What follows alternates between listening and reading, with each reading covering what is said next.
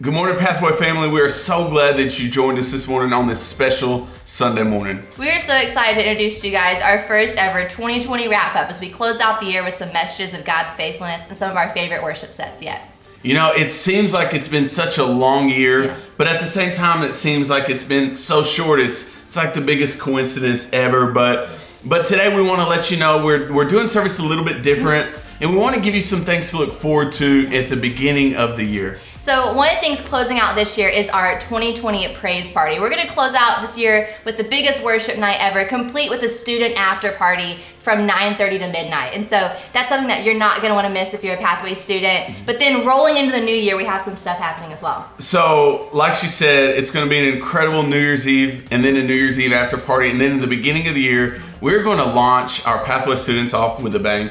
Last year we had an incredible night of worship, but this year we want to take it the next step further and really jump into a 3-night event. It's going to be January 6th, 7th, and 8th. We have a guest speaker coming in. We have guest worshipers coming in. It's going to be an incredible event that if you're a Pathway student anywhere between 7th grade and 12th grade, make sure that you're there. It's going to be an incredible event for 2021. We're excited for all the things that the new year is going to bring. One of them is our Forward 2021, 21 days of prayer and fasting. That's going to launch in January. So keep your eyes peeled for all the fun things that we roll out with that. But those are just some of the incredible things we're going to do as we close out and start this new year together. Yeah, guys, it's going to be a great morning. We have something special for you. You're going to hear from some of our Pathway people, some of our Pathway staff, and just sharing some incredible things that happened during 2020. Make sure to stay tuned as we also have an incredible worship set list just for you guys. Come on. So we hope you guys have a great Sunday. Why don't you drop a comment right now and let us know, how do you drink your post-Christmas coffee? We want to know. Let us know in the comments. That we hope you guys enjoy today.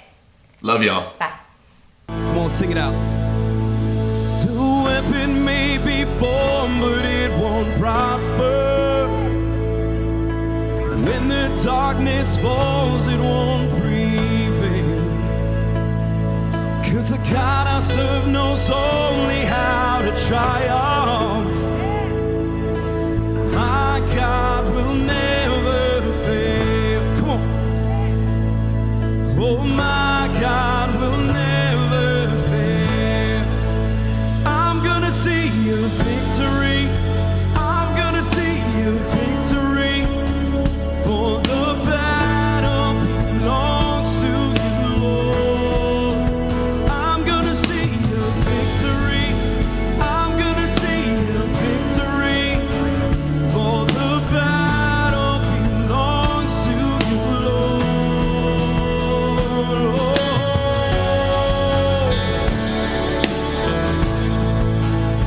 We praise you, God. Start a move, start a move. There's power in the mighty name of Jesus. Every war he wages, he will win. Oh, I'm not backing down from any giant. Come on. 'Cause I know how this story ends. Yes, I know how this story ends. I'm gonna see a victory. I'm gonna see a victory. For the battle belongs to you, Lord. Come on, let's get it. I'm gonna see a victory. I'm gonna see a victory. For the battle belongs to you, Lord. Sing it again. I'm gonna see a victory. I'm gonna see a victory. For the battle belongs to you, Lord. I'm gonna see a victory. I'm gonna see a victory. For the battle belongs to you, Lord. Yeah. Just in this place, we're gonna raise up a voice and we're gonna start breaking down strongholds. We're gonna start breaking up chains in this place. You take what the enemy meant for evil and you turned it for good. You turned it for good. That's our right. That's our place. You take for good. You turned it for good. He's starting to stir it in this place. You take what the enemy meant for evil, and you turn it for good. You turn it for good. Come on, help us out, help us out. You take what the enemy meant for evil, and you turn it for good. You turn it for good. You take what the enemy meant for evil, and you turn it for good. You turn it for good. Oh, we sing God.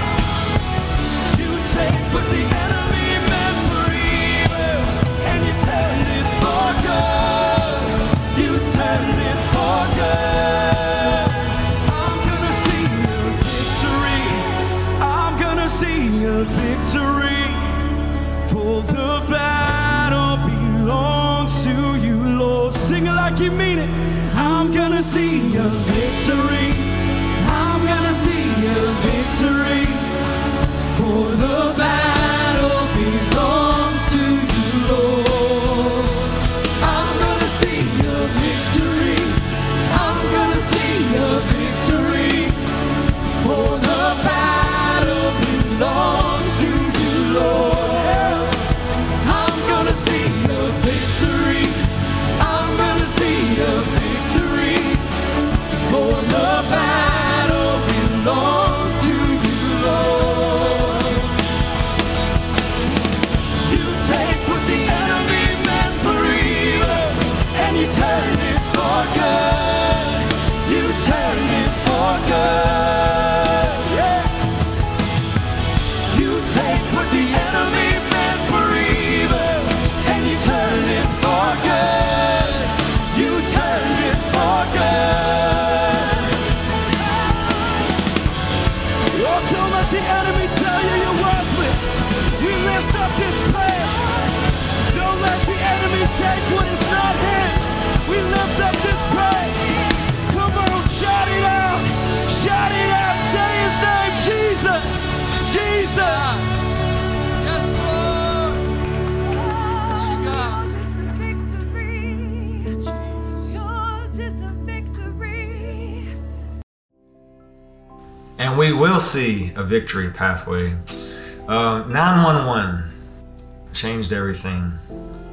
In 2018, my wife and I started seeing this number like over and over and over. And as the year went on, we were seeing it on our watches, we were seeing it on clocks, we were seeing it on pausing the DVR, on invoice numbers in my inbox, on timestamps with my text messages. And as the year went along, it just got more and more and more pervasive, just to the point of like worrying me, like, is something really bad gonna happen?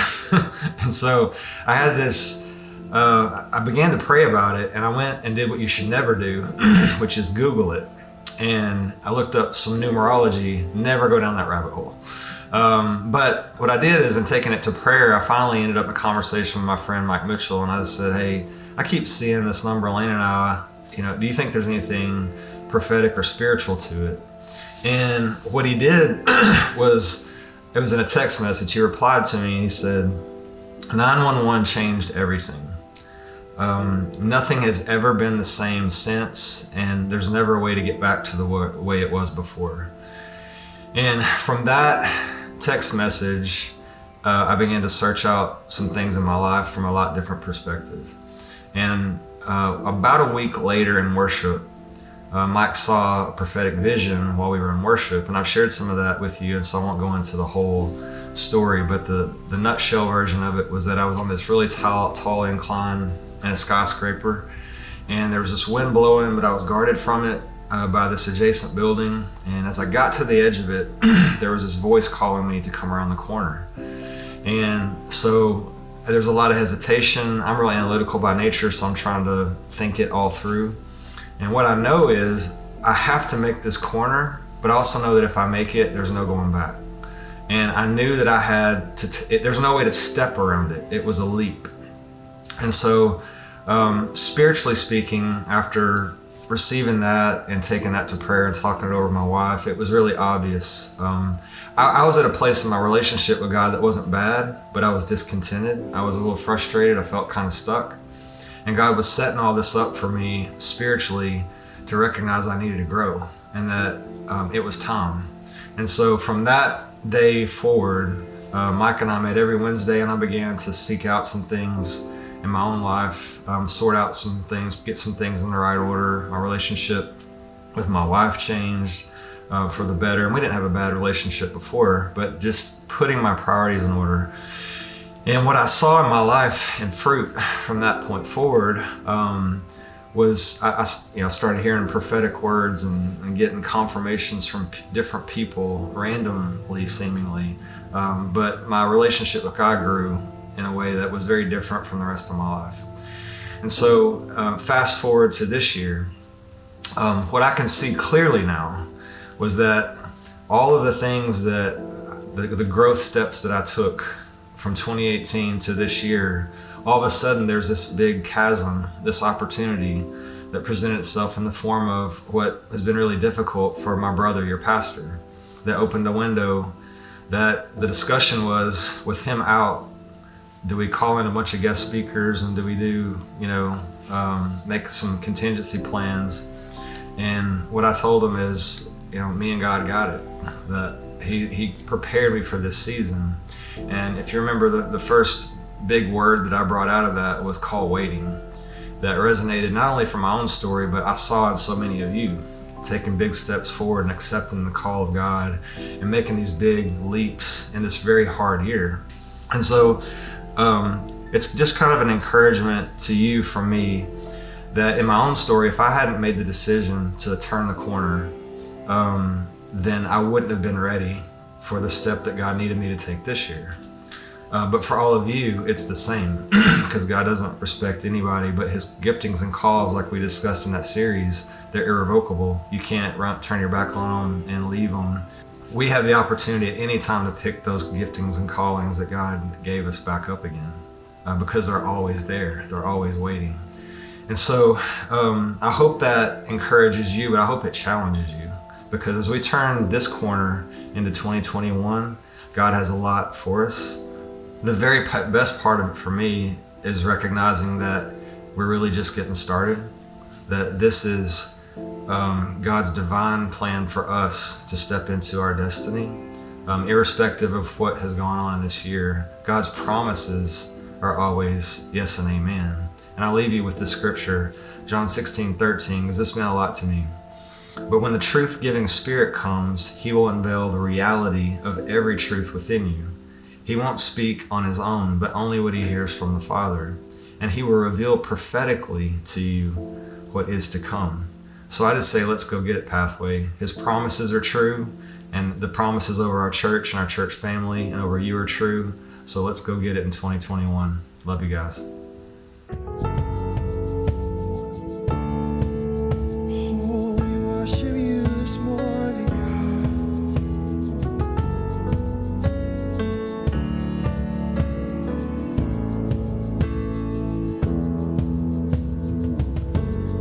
God of Abraham, you're the God of covenant, of faithful promises. And time again, you have proven you do just what you say. Though the storms may come and the winds may blow, I'll remain steadfast.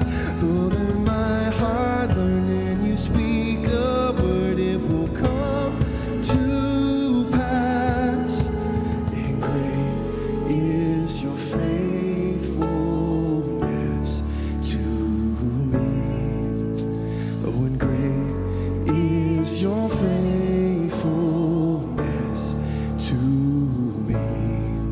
From the rising sun to the setting sun, I will praise your name. Oh, and great is your faithfulness to me. Oh, great is your faithfulness, God. Seasons change.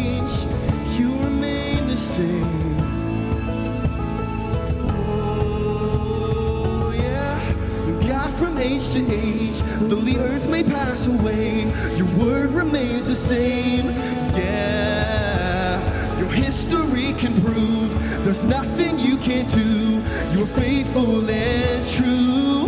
Though the storms may come and the winds may blow, I'll remain steadfast and let my heart learn when you speak a word, it will come to pass. And great is your faithfulness to me. Great is your faithfulness to me. From the rising sun to the setting same, I will praise your name. Great is your faithfulness to me. Your faithfulness, it never runs out. It never runs out. And I put my faith in Jesus, my anchor to the ground, my hope and firm foundation. He'll never let me down. I put my faith in Jesus, my anchor to the ground, my hope and a firm foundation. He'll never let me down. I put my faith in Jesus, my anchor to the ground. He's my hope, He's my only hope. He'll never let me down. Oh, I put my faith in Jesus. He's my anchor. Oh, He's my hope and firm foundation. He'll never let me down. Never let me down. He never let me down.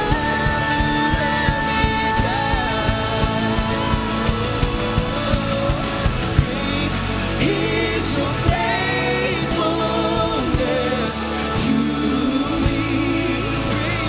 Great is your faithfulness to me. From the rising sun to the setting sun, I will praise your name. And great is your faithfulness to Sing, I put my faith in Jesus, my anchor to the ground. He's my hope and a firm foundation. He'll never let me down. I put my faith in Jesus, my anchor to the ground, my hope and a firm foundation. He'll never let me down. So I put my faith, yes, I put my faith in Jesus, my anchor to the my hope and a firm foundation. Never let me down. I put my faith in Jesus. Yes, I do. Oh, my only hope and firm foundation.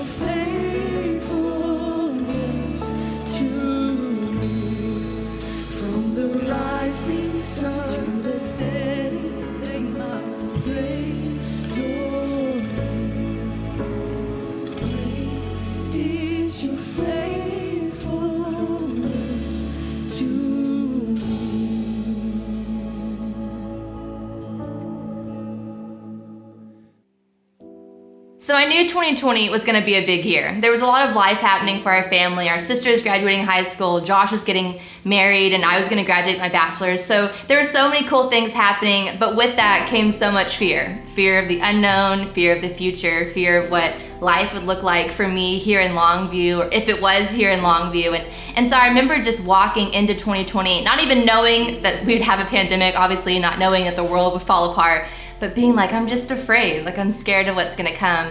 And I was telling Pastor Mark that one day in a meeting, and he said, you should just write everything down, every prayer, every moment of God's faithfulness, you're gonna wanna write it down. And so that was a practice I developed early in the year of just saying, I'm gonna write down where I'm afraid, and I'm gonna turn those into prayers for me. And so I just started writing prayers for God's provision, prayers that would conquer fear, prayers against anxiety. And I found myself being able to write down prayers I didn't even have the faith to say yet. And a lot of those are from my dad.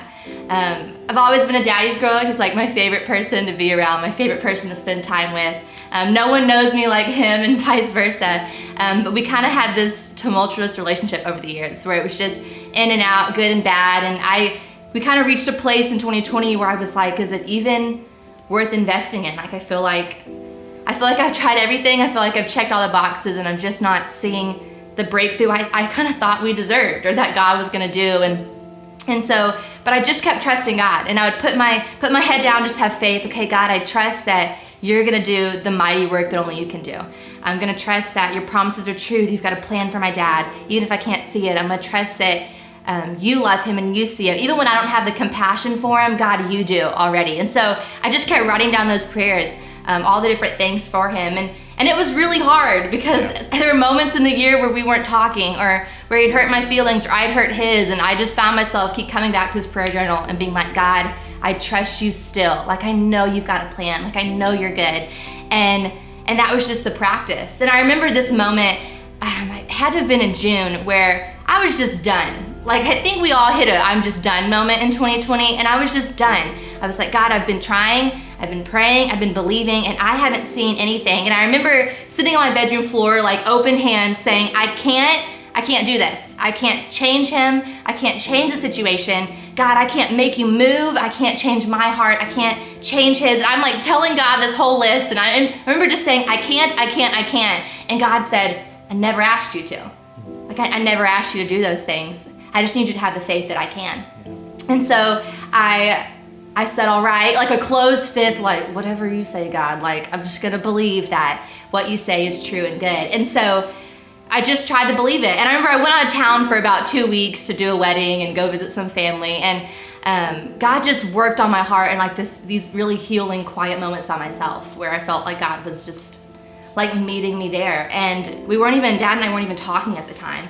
And I'll never forget, I come back from this trip and I walk in your office, I think to show you like a cool Instagram photo I took or something. And you were like, by the way, Dad's gonna be at church on Sunday. And I was like, not our church, like not this one. No way. I was like, whatever, like, no way, you know? And I remember telling you, I'm like, Josh, if he even shows up, don't even put your faith in it. And Sunday rolls around and he showed up. And I was like, it's weird he's here. It's kind of weird, you know? Because I hadn't told anyone that I'd been praying for this. I'd kept it so locked in, so like close, that I was just like, just only me and God knew. And so when he said that and he showed up, I was like, this is interesting. And then he kept showing up. And he kept showing up. But he didn't just show up to church. He showed up in the hard conversations him and I had to have. Yeah. Like, he showed up in the healing moments. Like, he showed up and became the dad I always knew he could be. Yeah. And it was like this healing moment of, we didn't have to work so hard. And we didn't have to like check all the boxes of be the right kind of Christian or anything. God did all the work. Yeah. And he showed up and he started serving. And he showed up and he met an awesome life group that he's connected with. And we can't take that. Like, we can't take the glory for that. We can't act like that was any of our doing. It's so God's. Like, it would be just God. And in a year of extreme loss and devastation and frustration and fear, God gave me the one thing back I didn't even know I had faith to have, and that was Dad. Yeah. And I think that God is so cool that way. And you've heard me say it before, but what do you need to get your hopes up for? Like, where are your hopes just lost? Because my hope was lost. Where's your frustration? But I want you to hear me. You need to get your hopes up. And not like I'm gonna tell everyone that God's gonna do this, but like a quiet, fierce faith that says, I can't see it yet. I don't even know if it's gonna happen, but I'm gonna trust that God is good. And in those quiet, faith-filled moments, I've seen God just completely revolutionize our family, and I wouldn't change that for anything. So get your hopes up, Pathway. Yeah. And going into 2020, from my perspective, was a little different. Like Cassidy said, there's a lot of big things going on in our family this year. And I knew going into 2020, and Brittany didn't even know at this point, that I was going to get married and I was going to marry Brittany. And I remember at the beginning of the year, I had this overwhelming concern because I didn't know how the family dynamic would work for the wedding. And I'm sure you felt the same way leading up going to our wedding. But I remember praying in June at some point. I remember asking my dad, I remember praying for him to come to my wedding because it wasn't looking like he'd be able to. Because due to a lot of different reasons, our family dynamic's a little crazy, and he didn't know if he'd be able to come. And that broke me. And because all I wanted as a man was for my father to be at my wedding, and I had all these compromises that I was going to work out with him. Like, he could just come sit in the back, he could come stand up in the back and leave as soon as the ceremony is over. He doesn't have to come to a rehearsal or anything like that. And he just looked at me and said, I don't know if I can do that. And that broke me.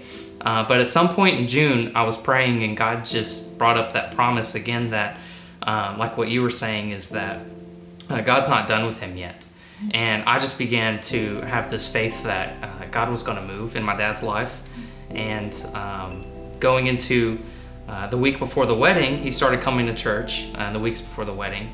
And he came to church, and I was like, wow, this is cool, like fun. And then about a week before the wedding, he called me and said, hey, I know we've discussed this, but I know I let you down by saying I won't be at the wedding, but I want to be there.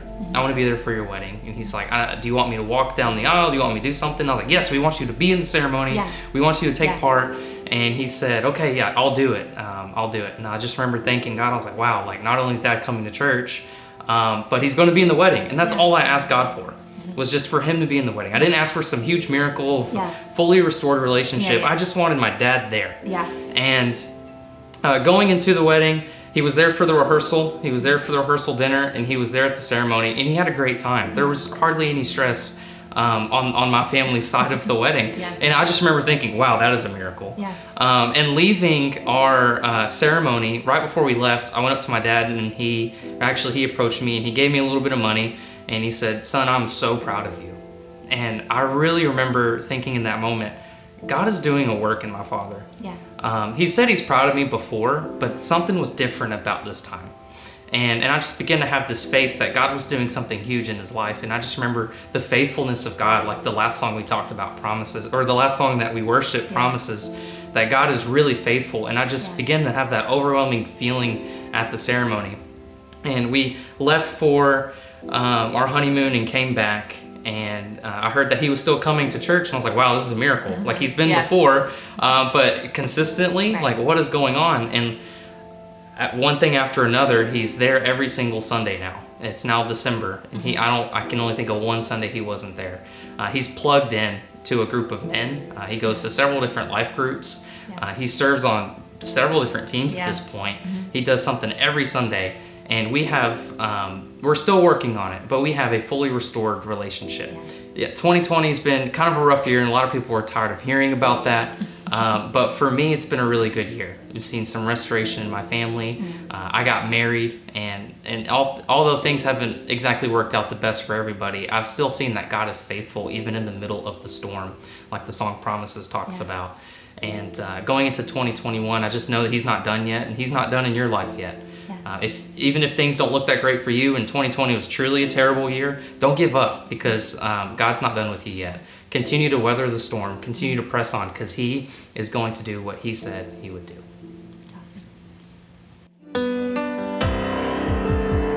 Jesus.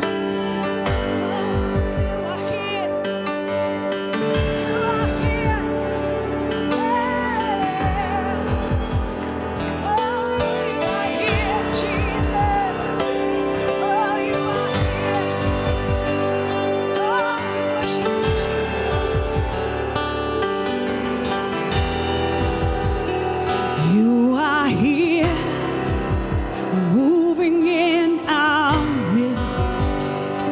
worship you. I worship you. You are here, working in this place. I worship you. I worship you. You are here, moving in our midst. I worship you. I worship you.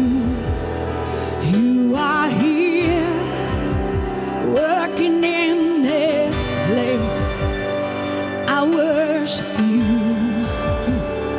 I worship you. Sing Waymaker, Waymaker, miracle worker, promise keeper, light in the darkness.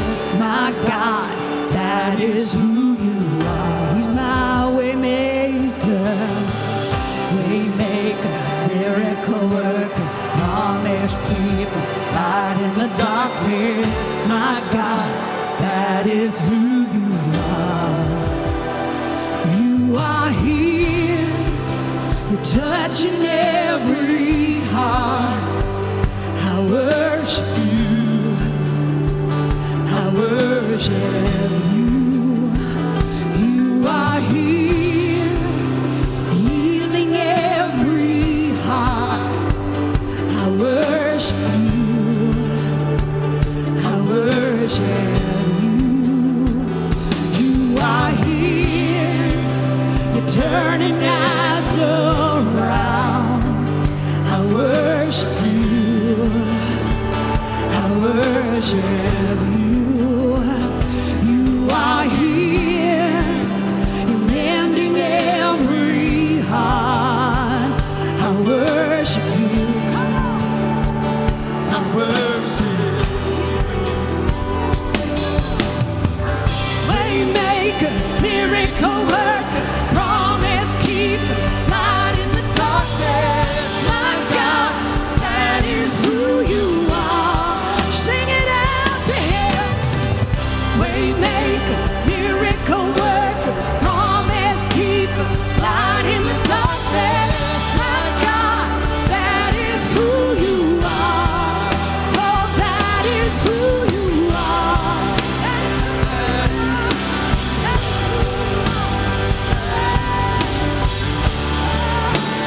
That is who you are. Oh, that is who you are. That is who you are. That is who you are. That is who you are. He's your way maker. Oh, he's your way maker. He sets it straight. Oh, he sets it straight. You turn my mourning to dancing. You turn my weeping to laughing. Oh, you turn my sorrow. You turn my sorrow to joy. Even when I don't see it, even when I don't feel it, you never stop working. You never stop working. Even when I don't see it, even when I don't feel it, you never stop working. You never stop. Even when